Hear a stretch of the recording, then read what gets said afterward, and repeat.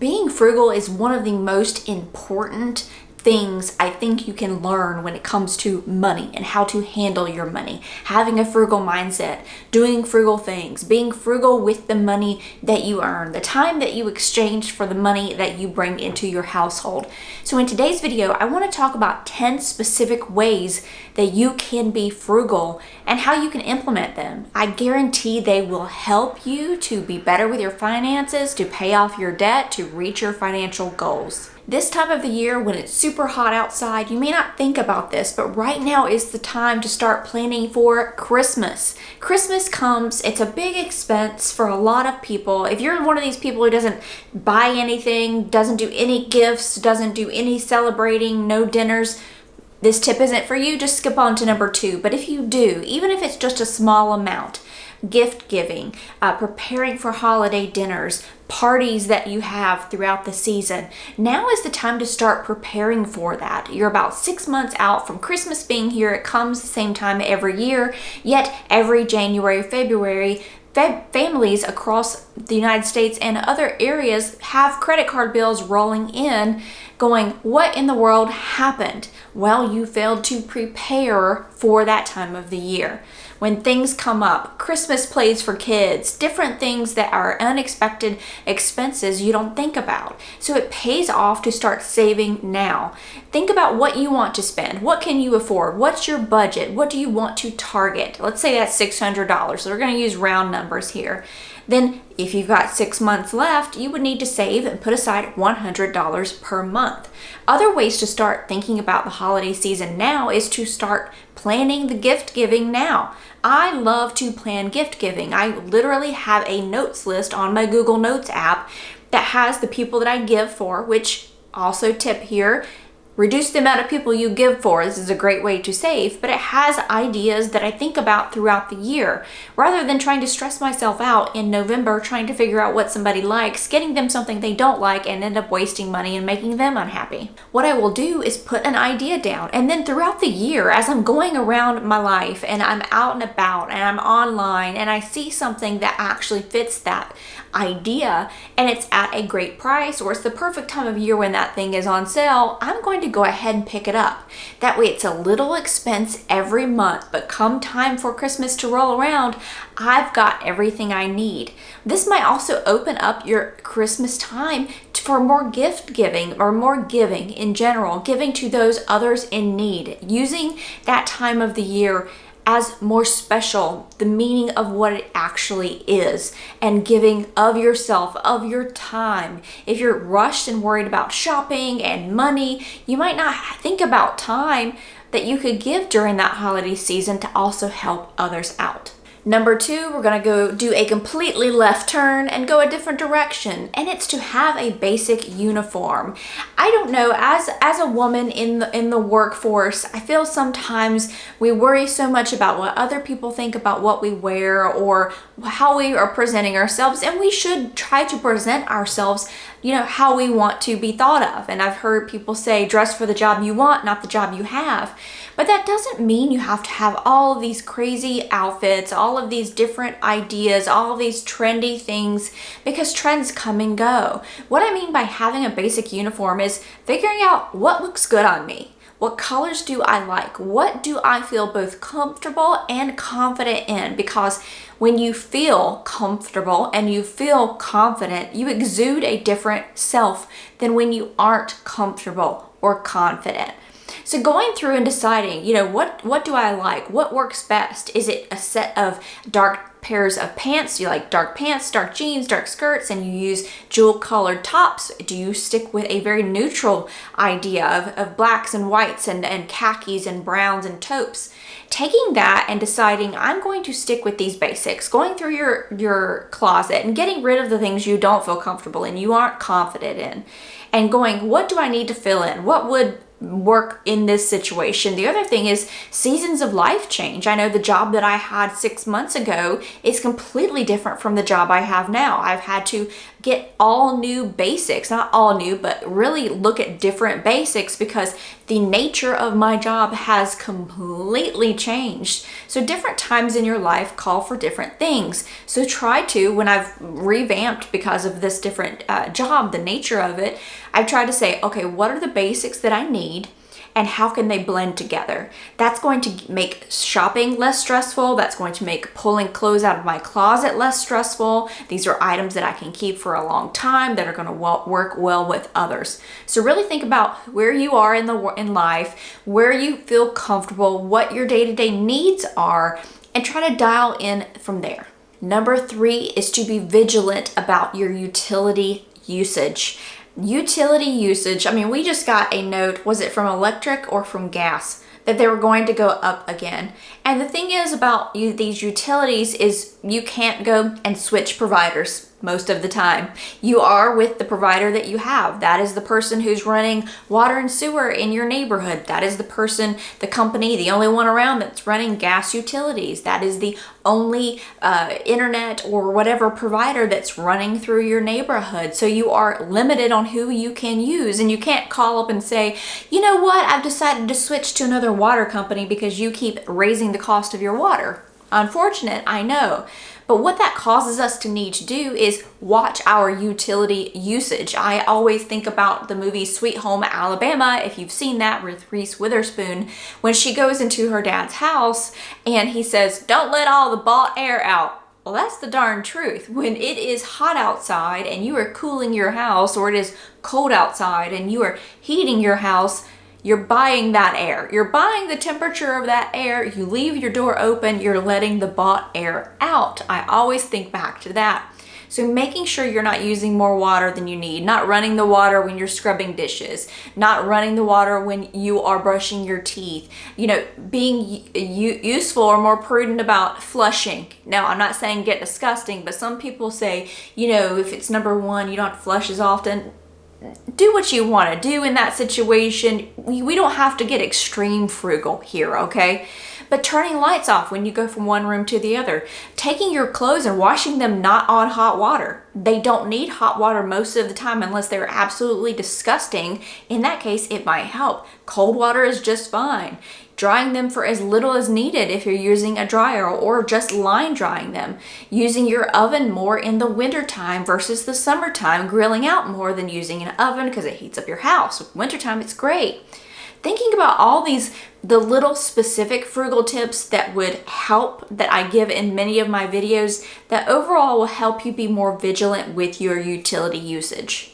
The next one is one of my favorite things to do. I like to get a good deal on something. So when I know there's something I need or I want that's a bigger purchase, I will just Google when is the best time to buy this thing. So if there's something that you know you need or you want, now if you've got a refrigerator and it's broken and you can't possibly repair it and you need to go buy it, sure, it might not be the best time of the year to buy it, but you need to go ahead and do it. I'm talking about the things that can probably wait a bit, maybe save up for. Let's try to find the best time of year to purchase those. You simply need to just Google the thing that you're thinking about and say, when is the best time of the year to buy this? That's the great thing about the internet. You don't have to do a lot of research. It'll tell you fairly quickly. So for example, let's say you need a new cell phone. You've had a cell phone for years. Those things are called, they have planned obsolescence, I believe, where at some point the companies stop allowing the updates to the phone, or the phone battery starts to die and you can't change it or replace it whatsoever. So you've got to actually go out, bite the bullet, and buy a new one. With the example of a cell phone, the best times to buy those, if you look it up, would be, one idea is on Black Friday. This is the day after Thanksgiving when there are huge sales on big electronics. You can also wait till right before a new generation of the phone is coming out. FYI, they bring out a new generation every single year.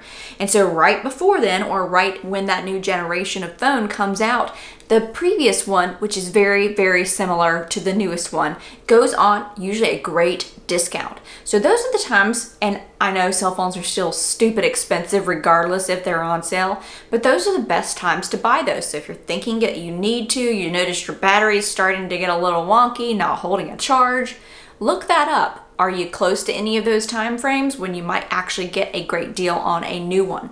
Another one that we are actually looking into is we're getting patio furniture. So we redid the area of our patio to make more of a home fitness area, because we love, especially me, I work out from home, and it is an area that I was like, you know what, this is a great space, let's just make some changes. So we need smaller patio furniture.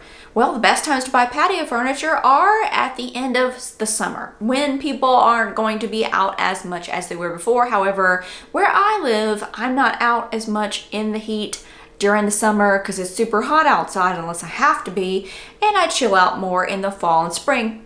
Neither here nor there. The best time, if you look it up on Google, to buy patio furniture is in late August. So at the end of summer is when I'm going to go out and try to find the best deals I can. Number 5 is to be a comparison shopper. Now, going back to frugal living is not about living with things, with nothing, being completely crazy about it. It's about spending money on the things that you value, but also being very vigilant about the money that you do spend, being very prudent about how you spend it, not just letting it go and not worrying about it. Comparison shopping is super, super important. Longevity of an item.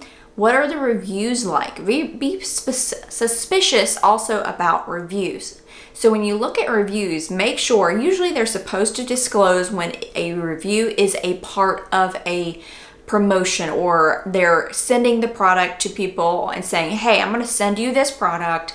I want you to write a review about it. So the person will get that for free, and then they'll write a nice review about it. Well, I try to be very vigilant to make sure I'm looking at honest reviews. If they seem too perfect, too doctored, too along with the brand message, matching the description, I am suspicious of them. Even if they don't disclose it, I don't believe it all the time. What I will do is I will look at one of the most trusted places that I look is Consumer Reports. Even if you want to go and buy a subscription to Consumer Reports, let's say you're buying a new vehicle. I spent 2 years back from 2018 to 2020 researching a new vehicle because I knew a replacement vehicle was going to be needed. So Consumer Reports was one of the most impactful places. And let's say the year subscription is, I don't know how much it is. Let's just go with $40. It's not that much if I'm not mistaken. Let me just check real quick. You know what? I was right on track, but I think sometimes you can get discounts. If you want the Consumer Reports digital access, so you can go online and look up anything anytime you want, it's $39 for a year. Currently, it's $59 if you want the book along with the online access. For me, at the time, getting the Consumer Reports and looking at the detail of what they look for in vehicles and safety and overall happiness of it, and they look at all these different data points, it was impactful. So let's say you spent $39 on that, but you got a vehicle that was a great quality, a great deal, and you knew about it. That is something that's worth it. Comparison shopping, and when they've done all the work for you. Now, this video is not sponsored by Consumer Reports. I've never been sponsored by anybody to this date on this channel for the 7.5 years that I've been doing videos here. It's just one of those places that I truly, honestly go to. When I went to get a new pillow, I saw on Consumer Reports, and a lot of times you can see some of this stuff for free, or if you've got somebody who gets the magazine, say, hey, when you're done reading it, can you give it to me? So there are ways around it. But if you're looking for something that's a huge purchase like a vehicle, spending that little bit of money to me was worth it. When I looked at those pillows and I looked into the different tests that they had done and what works best for side sleepers, back sleepers, all this stuff, all of that research and all that comparison had been done for me, and I got a great pillow that my husband actually started to love, and we've used ever since. I think it's been about 2 years now. Any way you slice it, when you're going to go and purchase something, whether it's small or large, whether it's shoes, a new pair of running shoes to a new vehicle, comparison shopping is going to be the most helpful way to frugally make that purchase. Number 6 is to plan a no spend month. I did a video back in November of last year about a no spend January. And if you guys want another no spend video in November to prepare for a no spend January, let me know in the comments down below. But essentially, for those of you who may not have heard of it before, it's not where you don't spend anything. It's where you don't spend on wants. So if you got to pay your bills, you got to buy your groceries, you got to pay your rent, you got to pay your mortgage, you got to pay your cell phone bill. If you get a doctor's bill in the mail, you're going to pay it. If you have one pair of shoes and the bottom falls out, you're going to go buy a new pair of shoes because that's a necessity and you need to walk around in shoes. But if you just want a new pair of shoes, or you just want something over here, or you are interested in going out to dinner, or you want to go pick up a snack at the gas station, no. That's what a no spend a month is. Here's the thing about a no spend month. What it really does is causes you to sit back and realize and fight those urges and those impulses that you've been giving into. And once you make it through, it's like going on a health challenge and going through that time of, sugar. You've probably heard people reducing down sugar and going through it. It's so hard. And then they come over the hill of it and go, oh gosh, I feel so much better. Very similar when you've just been living paycheck to paycheck because your impulse spending is out of control and you keep running up your credit card bills and you just can't make way because of your impulse buying. A no spend month is a challenge that you put in place, and at first it's hard if you've really been bought into that impulse spending. But once you get over the hill and you get to the end of the month, you go, whoa, look how much better. Look what happened. Look how much money I was able to save. So I can link that video down below if you want to check it out. You could do a no spend month whenever you want. I always recommend January just because, like we talked about at the beginning of this video, by the time January rolls around, you've just spent to your heart's content, that's the word or the phrase, and it's a good time. And it's only 30 days. It's a time to relax. Maybe you do it in February when there's only 29 days. Whenever you want to do it, it's a good time. It's winter time. It's calmer, not as many birthday parties, not as many vacations. You can do it though anytime you want. I had several people say, I'm going to do one every quarter. That's great. That's a great way to get control of your finances. Number 7 is if you're looking and you need money quick. So let's go to an example I talked about earlier. Your refrigerator dies and you need a new one. And you're like, I have a credit card, but I don't have any money saved. A good way to get money quickly is to sell things that you don't need or want anymore. When I was in debt, and I'll try to be quick about this, but in my 20s, and I had the collector's calling because of the credit card debt, I literally sold so much personal stuff. It was jewelry I took to the jewelry store. It was furniture that I sold on, I don't even remember at the time. This was 20 years ago. Maybe it was Craigslist back then. Don't know how safe that is now. But I sold all of the furniture I could. I did everything I could to get cash, to get rid of that stress. Now, I'm not saying you have to be that extreme, but if, let's say you've got something coming up, your kid really is excited to do soccer, I don't know, and the uniform and the cost of it's $300, and you're like, it's a stretch. Look around. Is there anything that you aren't using, buying that impulse that's sitting around, sports gear, fitness equipment, furniture that you don't like anymore, baby stuff, you're out of the baby stage. Those are categories of items that sell really well. You can go on your local neighborhood page. You could put it on your Facebook for the friends that you have around you. There are places or people that are looking for this stuff at a discount, at a deal, that you can get quick cash in your hand. Let's say the refrigerator does break down. Maybe you can get that quick cash to at least put maybe 50% of it down, and then you might have to put the rest on a credit card. Hopefully not. Best not to do that, but maybe that's all you need. You got 50% of it. You can get 50% of it quick cash by selling some items that you were going to get rid of anyway, and it works out. Number 8 is to seriously cook at home. It was so funny the other day. I was somewhere and I overheard a conversation around people who don't know that I have this channel, and it was a conversation they were having together. I wasn't eavesdropping. It was just that easy to hear, and I was busy doing something else, and they were talking about how their family was now meal planning because it was really helpful, and how they used to go to the grocery store and just go, what do you want? I don't know, what do you want? And they'd be in the middle of the week, be like, what do we have? What do you have? And that not knowing is so difficult and causes people to eat out way more often, which is 300 to 400% more than cooking something at home. So if you can, let's say you spend, so that's like $10 at the grocery store. To go out to eat, whatever that $10 meal is, would be $30 to $40. How many meals a week do you eat? A bunch. That's a lot of money that a little bit of planning these people were talking about was making a big difference. And it was also helping them not feel stressed. So just cooking at home, planning what you're going to have, even if it's just dinners, because you have the same normal breakfast and lunches and you rotate several different options there, but you have different dinners that you plan for. Batch cooking. Let's say Sundays are the day that are the most leisurely for you in the afternoon. You've got the most time. You can make a couple of different meals. That way during the week, when you don't get home till 5:30 or 6, you're not thinking, let's just stop at the drive-thru on the way home. No, we've got food in the fridge that's been prepared. So it's taking a little bit of time to think ahead, to prepare for the week, cooking at home, which is going to save you a lot of money. Number 9 is the one thing that it took me a long time to start liking it, to be completely honest, because I would mess it up and then I would just be like, it's not worth worrying about. And that is the budget. And I don't know, it's the one thing, you could just do this one thing, just this one thing, is sit down and write out all of your expenses.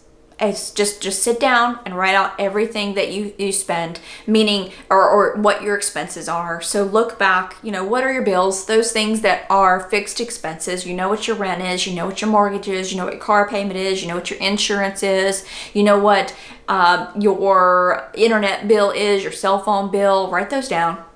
The ones that are a little bit more, you got to figure out, how much do I spend a week on groceries? Okay, I go and it's about, $150. Okay, so 4 weeks. Look, what are we looking at? $600. Okay. Gas, fill up about every week. It's $30. So for 4 weeks, we're looking at $120.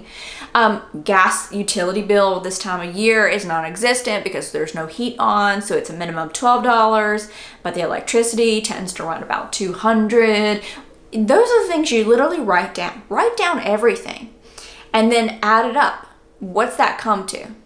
Now, then what is your paycheck?